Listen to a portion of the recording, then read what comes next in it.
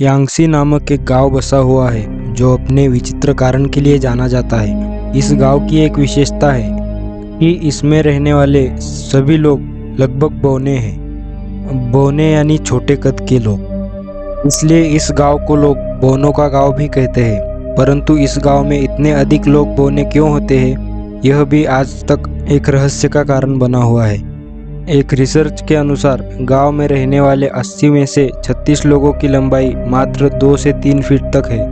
गांव के बुजुर्गों के अनुसार उनकी खुशहाल और सुकून भरी जिंदगी कई दशकों पहले ही खत्म हो चुकी थी, जब उनके प्रांत को एक खतरनाक बीमारी ने अपने चपेट में ले लिया था।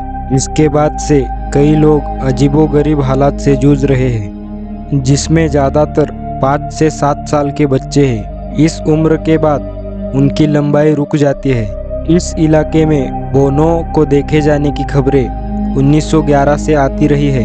1947 में एक अंग्रेज वैज्ञानिक ने भी इस इलाके में सैकड़ों बौनों को देखा।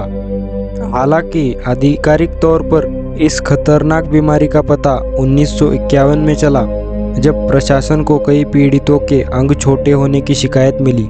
1985 में जब जनगणना हुई तो गांव में ऐसे करीब 119 मामले सामने आए।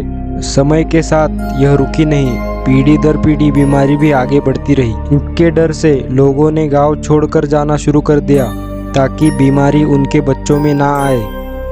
हालांकि 60 साल बाद अब जाकर कुछ हालात सुधरे हैं। अब नई पीढ़ी में यह लक्षण कम नजर आ रहे हैं। वैज्ञानिक और विशेषज्ञ इस गांव की पानी, मिट्टी, अनाज आदि का कई मर्तबा अध्ययन कर चुके हैं, लेकिन वो इस स्थिति का कारण खोजने में नाकाम रहे।